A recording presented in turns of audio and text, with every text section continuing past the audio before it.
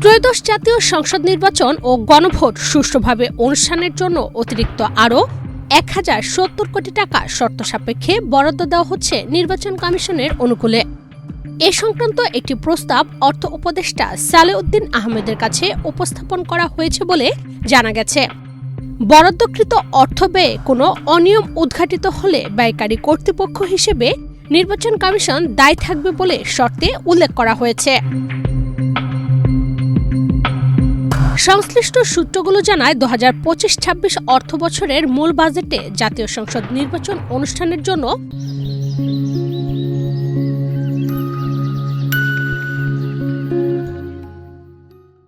2080 কোটি টাকা বরাদ্দ রাখা হয়।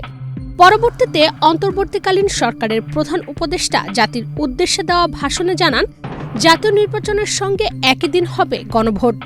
সরকারের এই সিদ্ধান্তের কারণে সংসদ নির্বাচনের পাশাপাশি গণভোটের জন্য প্রচার প্রচারণা, ব্যালট এবং নির্বাচনী কাজে নিয়োজিত জনবলের সংখ্যা বাড়াতে হচ্ছে নির্বাচন কমিশনকে।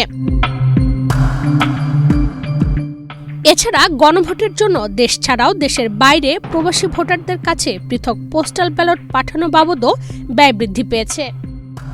এসব কারণে সম্প্রতি 1070 কোটি টাকা অতিরিক্ত বরাদ্দ চেয়ে অর্থ মন্ত্রণালয়ের চিঠি পাঠায় নির্বাচন কমিশন। ওই চিঠি পাওয়ার পর 8টি শর্ত জুড়ে দিয়ে অর্থ ছাড়ের সারসংক্ষেপ পাঠানো হয় অর্থ উপদেষ্টার কাছে।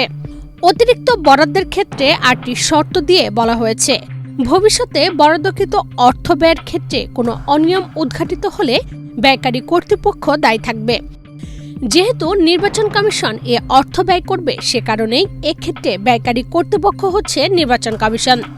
এছাড়া অন্যান্য শর্তের মধ্যে রয়েছে এ অর্থ চলতি অর্থবছরের সংশোধিত বাজেটে সমন্বয় করা হবে।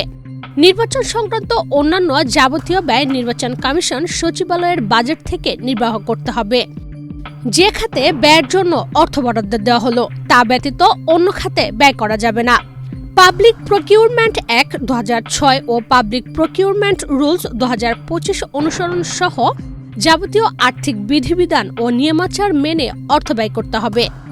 ইতিপূর্বে বরাদ্দকৃত 2080 কোটি টাকা এবং অতিরিক্ত বরাদ্দকৃত 1070 কোটি টাকা প্রথম কিস্তির প্রকৃত ব্যয়ের ভিত্তিতে দ্বিতীয়, তৃতীয় ও চতুর্থ কিস্তির অর্থ ছাড় করা যাবে। স্বাধীনতার পর দেশে এ পর্যন্ত 1977, 1985 ও 1991 সালে মোট 3বার গণভোট অনুষ্ঠিত হয়েছে। তবে এ তিনটির কোনোটি সংসদ নির্বাচনের দিনে হয়নি। এছাড়া আগের সংসদ নির্বাচন বা গণভোটে প্রবাসীদের ভোটের সুযোগ ছিল না। এবার সংসদ ও গণভোটের জন্য পৃথক পোস্টাল ব্যালট পাঠানো হচ্ছে প্রবাসীদের কাছে।